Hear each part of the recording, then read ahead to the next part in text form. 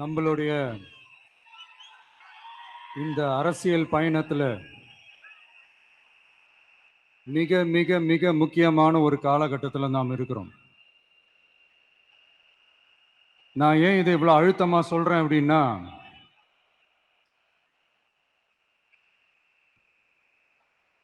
ஏதோ அழுத்தம் இருக்குமோன்னு நினைக்கிறீங்களோ? அழுத்தமா நமக்கா?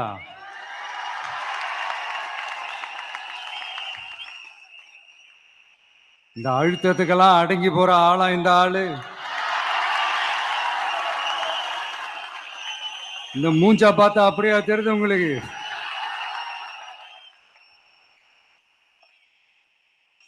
அதனால அப்படியெல்லாம் நடக்காது. அதுவும் முக்கியமா நம்ம கிட்ட அதெல்லாம் நடக்கவே நடக்காது.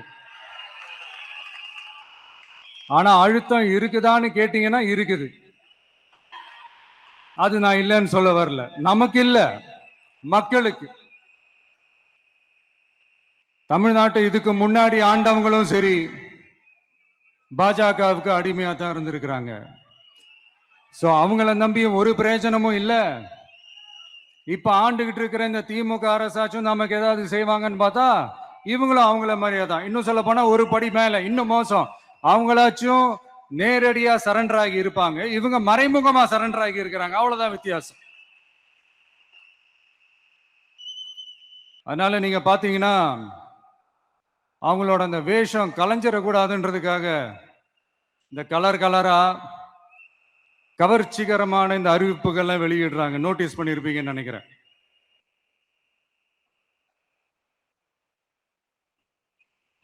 அதனால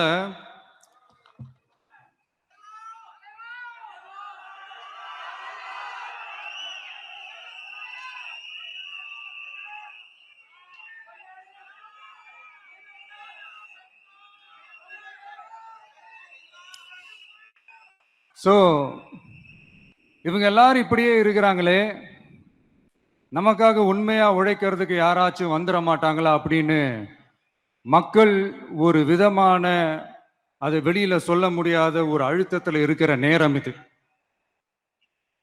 மாத்தி மாத்தி ஓட்டு போட்டு ஏமாந்து அவங்க இப்ப நம்மள நம்புறாங்க. நம்மளுடைய இந்த தமிழக வெற்றி கழகத்தை இந்த விஜய் கூட நிப்பான்னு நம்புறாங்க.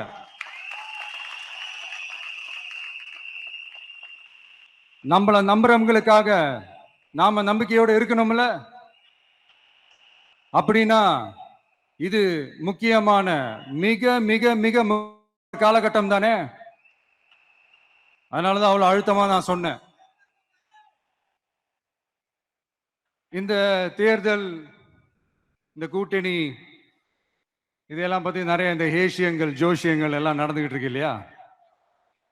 என்னப்பா இந்த விஜய் இப்பதான் வந்திருக்கிறாரு, இவரு கூட எல்லாம் யாரு வர போறா, அவங்க வர மாட்டாங்க, இவங்க வர மாட்டாங்க, அப்படி இப்படின்ட்டு நம்மளை பத்தி ஒரு அண்டர் எஸ்டிமேட் பண்ணிட்டு இருக்காங்கல்ல. அதுனா நமக்கு புதுசா என்ன? 30 வருஷமா நம்மள அண்டர் எஸ்டிமேட் பண்ணிட்டு தான் இருக்கிறாங்க. ஆனா மக்கள் கரெக்டா நம்மளை எஸ்டிமேட் பண்ணி ரொம்ப அழகா, ரொம்ப அக்கறையா, ரொம்ப தெளிவா, ரொம்ப தீர்க்கமா நமக்குன்னு ஒரு இடத்தை கொடுத்திருக்கிறாங்கல்ல. எப்படி? என் கேரியரின் உச்சமான ஒரு இடத்தை கொடுத்திருக்கிறாங்கல்ல. அதை இந்த நாடே பார்த்துக்கிட்டு இருக்குல்ல. ஏன் அப்படி எனக்கு அந்த இடத்தை கொடுக்கணும்? ஏன்னா இந்த விஜய் நம்ம பிள்ளையாச்சே, நம்ம அண்ணனாச்சே, நம்ம தம்பியாச்சேன்னு சொல்லி அவங்க மனசுல அப்படி தோணுது. அதனாலதான் நமக்கு அப்படி ஒரு இடத்தை கொடுத்து உள்ளன்போடு அள்ளி நம்மளை அரவணைச்சுக்கிட்டு இருக்கிறாங்க. அப்படி நம்மள நம்புறவங்களுக்காக நாம உழைக்கிறதே அது ஒரு பழக்கமாகி பழக்கமாகி இப்ப அதுவே என்னுடைய ஒரு ஒரிஜினல் கேரக்டராகவே மாறிடுச்சு. இத்தனை வருஷமா இருக்கிற அந்த உழைக்கிற குணம் அது எப்படி மாறும்? அதெல்லாம் மாறவே மாறாது. அரசியலுக்கு வந்ததுக்கு அப்புறமும் சரி, ஆட்சி அதிகாரத்துக்கு வந்ததுக்கு அப்புறமும் சரி, ஒன்னே ஒண்ணு சொல்ற, எழுதி வச்சுக்கோங்க. இதுக்கு முன்னாடி இருந்தவங்க மாதிரியோ இல்ல இப்ப இருக்கிறவங்க மாதிரியோ ஊழல் செய்யவே மாட்டான்.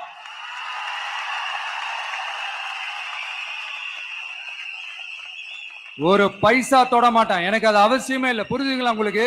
எனக்கு அதை தொட வேண்டிய அவசியமே இல்லை.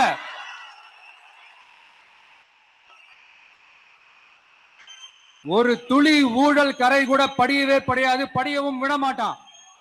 நீங்க கேட்கலாம், இது என்ன சினிமாவா, இதன முதல்வன் படமா, ஒரே நாள்ல வந்து இவர் எல்லாத்தையும் கிளீன் பண்ணிடுவாரான்னு நீங்க கேட்கலாம்.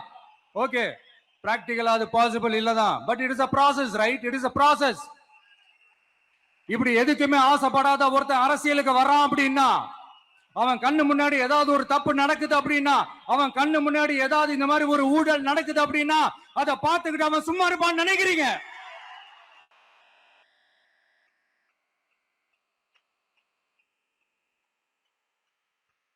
அதனால இந்த தீய சக்தியா இருக்கட்டும், இந்த ஊழல் சக்தியா இருக்கட்டும், ரெண்டு பேரும் தமிழ்நாட்டை ஆண்டவை கூடாது.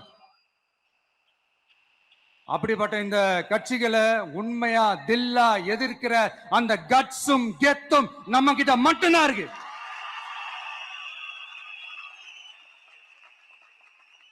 அதனால நீங்க என்ன சூழ்ச்சி நம்ம மேல பண்ணாலும், என்ன அழுத்தம் நீங்க கொடுத்தாலும், இந்த அடங்கி போறதுக்கோ, இந்த அண்டி பொழைக்கிறதுக்கோ, இல்ல இந்த அடிமையா இருக்கிறதுக்கால நம்ம அரசியலுக்கு வரல. என் மண்ணுக்கும் மக்களுக்கும் யார் என்ன தீங்கு செஞ்சாலும் அதை எதிர்த்து அவங்க கிட்ட இருந்து நம்ம மக்களை பாதுகாக்கிறதுக்காக தான் நம்ம அரசியலுக்கே வந்திருக்கிறோம். அண்ட் முக்கியமா தோழர்களே, மக்களுக்கு என் மேல மட்டும் நம்பிக்கை இருந்தா அது பத்தாது. என் கூட டிராவல் பண்ற என்னோட எல்லா தோழர்கள்கிட்ட அந்த நம்பிக்கை வரணும்.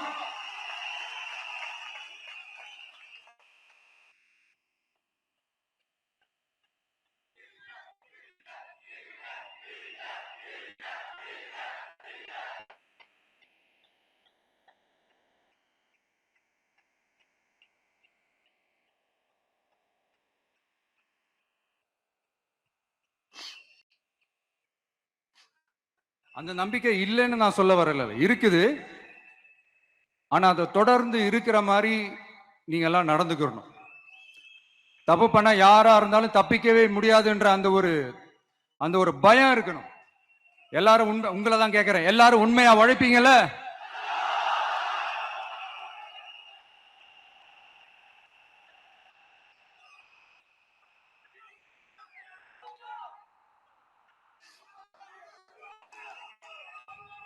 யாருக்காகவும் எதுக்காகவும் நம்மளோட அரசியல காம்ப்ரமைஸ் பண்ணிக்கவே கூடாது, செய்வீங்கல்ல?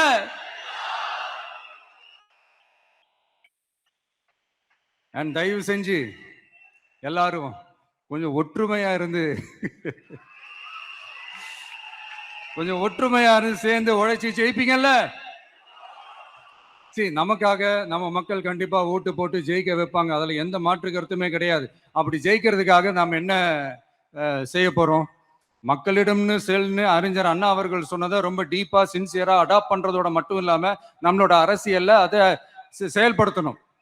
அதுதான் முக்கியம். ஏன்னா இப்ப அரசியல் இருக்கிறவங்க அண்ணாவை மறந்துட்டாங்க. அண்ணா ஆரம்பிச்ச கட்சியும் அண்ணாவை மறந்து சுயநலமா மாதிரி பல வருஷம் ஆச்சு. அண்ணா பேர்ல இருக்கிற கட்சியும் அவரை மறந்து பல வருஷம் ஆச்சு. ஆனா நாம அவரை மறந்துடக்கூடாது.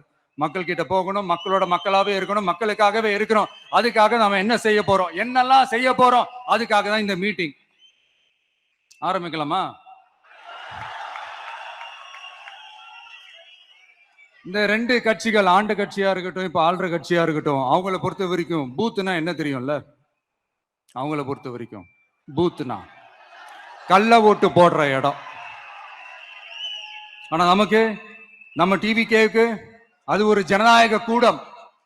அங்க ஜனநாயகம் திருடுறாம நம்ம பாத்துக்கணும். ஒவ்வொரு ஓட்டையும் நம்ம பாதுகாக்கணும். எப்படி பாதுகாக்கிறது? ஒவ்வொரு வீட்டில் இருக்கிற ஒவ்வொரு ஓட்டும் நமக்கு தானே ஃபர்ஸ்ட் கன்ஃபார்ம் பண்ணுங்க. எனக்கு தெரிஞ்சு தமிழ்நாட்டில் ஒரு 2.25 கோடி ரேஷன் கார்டுகள் இருக்கும்னு நினைக்கிறேன்.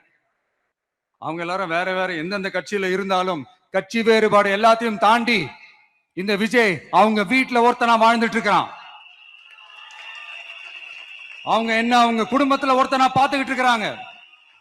அதனால இந்த கட்சி கிட்சி எல்லாத்தையும் தாண்டி இந்த விஜய் கூட கூட நிக்கணும்னு முடிவு பண்ணிட்டாங்க.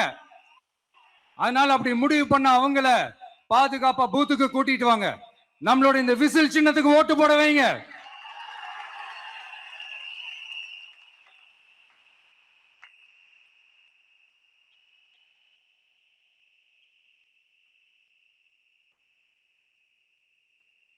ஒன்றியம், நகரம், பேரூர், பகுதி, கிளைன்னு இங்க வந்திருக்கிற நம்மள எல்லார் நிர்வாகிகளும் தான் நம்ம கட்சியினுடைய ஆணி வேர்.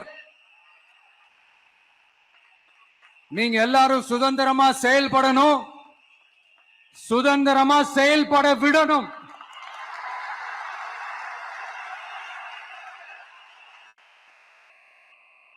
நீங்க ஒவ்வொருத்தரும் எனக்கு முக்கியம்.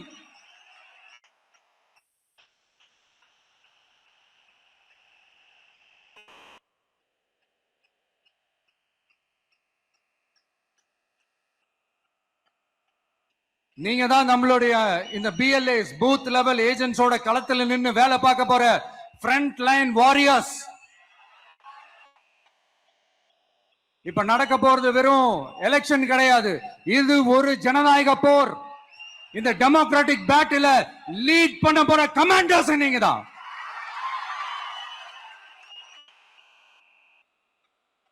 நான் ஏன் இது எவ்வளவு ஸ்ட்ரெஸ் பண்ணி சொல்றேன் அப்படின்னா,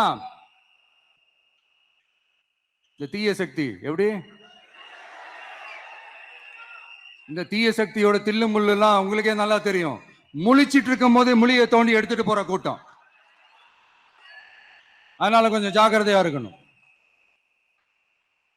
நம்ம எலெக்ஷனுக்கு இன்னும் 3 மாசம் தான் இருக்குது, அவ்வளவு கூட இல்லைன்னு நினைக்கிறேன். இந்த 3 மாசத்துல நீங்க செய்ய போற அந்த களப்பணியில தான் நம்மளுடைய வெற்றியே இருக்குது. உங்களுக்கு இந்த விஜய் பிடிக்கும்ன்றது உண்மைனா, சத்தியம்னா, உங்களோட உழைப்புல அதை காட்டுங்க. அப்புறம் நாங்க அறிவிக்க போற வேட்பாளர்களுக்கு நீங்க உங்களுடைய முழு ஒத்துழைப்பை நீங்க கொடுக்கணும். கொடுப்பீங்க தானே?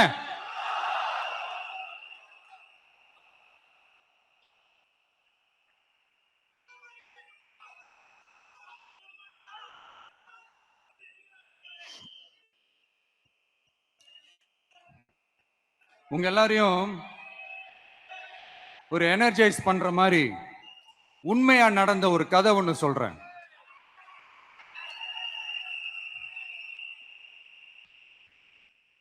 சொந்த நாட்டையே ஒரு கூட்டம் அபகரிக்குது. சொந்த நாட்டிலேயே இருக்க முடியாத அளவுக்கு ஒரு நெருக்கடி ஏற்படுது. சோ வேற வழி இல்லாம அந்த நாட்டை விட்டே வெளியே போய் வேற ஒரு இடத்துக்கு போய் காடு மலை அப்படி இப்படின்னு சுத்தி மறைஞ்சு வாழ வேண்டிய ஒரு சூழ்நிலை ஏற்படுது. என்னடா இப்படியே ஓடிக்கிட்டு இருக்குமேன்னு சொல்லிட்டு தன்னோட நட்பு சக்திங்க கிட்ட பேசி ஒரு பெரும் படையை திரட்டிக்கிட்டு அதிரடியா ஒரு போரை நடத்தி அந்த நாட்டையே திருப்ப மீட்டு எடுத்தது யார் தெரியுமா? நம்ம கொள்கை தலைவர்களை ஒருத்தரான ராணி வேலு நாச்சியார் அவர்கள் தான். அவங்களுக்கு அந்த நட்பு சக்தியா கூட இருந்து உழைச்சது சின்ன மருது, பெரிய மருது, சையது, கார்கின்னு சொல்லிட்டு அந்த 3 பேரும் தான். ஆங்கிலேயர் படை, ஆற்காட்டு படை மாதிரி அந்த 2 பெரும் படையை அடிச்சு துவம்சம் பண்ணிட்டு அந்த நாட்டையை திருப்பி மீட்டு எடுத்தது வேலு நாச்சியார். அன்னைக்கு இருந்த ஆங்கிலேயர் படை, ஆற்காட்டு படை மாதிரி இன்னைக்கு என்னென்ன படை இருக்குதுன்னு உங்க எல்லாருக்குமே நல்லா தெரியும். அதனால அந்த 2 படை மட்டும் இல்ல, இன்னும் எத்தனை படை வந்தாலும் எதிர்த்து நின்று ஃபேஸ் பண்றதுக்கு ஒரு நல்ல தலைமையும் இத்தனை சக்திகள் என் கூட இருக்கும் போது, இத்தனை சின்ன மருது, இத்தனை பெரிய மருது, இத்தனை சையது, கார்கிகள் என் கூட இருக்கும் போது நம்ம நாட்டை நம்மளால மீட்டெடுக்க முடியாதான?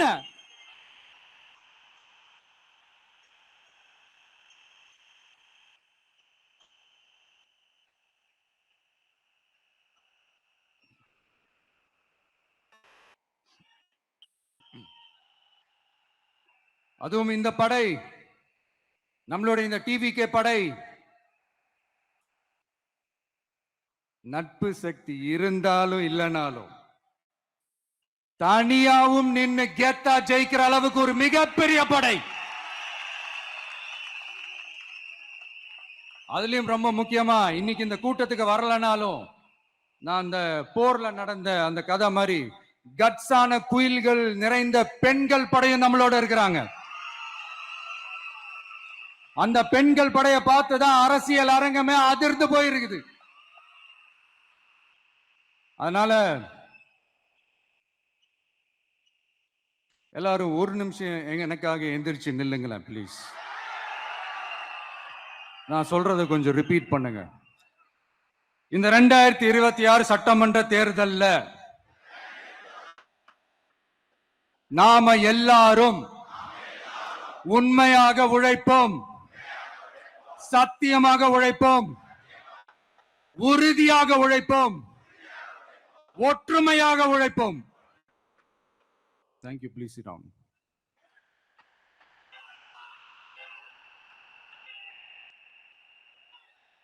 உங்களோட இந்த வார்த்தையை நான் மனப்பூர்வமா நம்புறேன். நான் ஏற்கனவே சொன்ன மாதிரி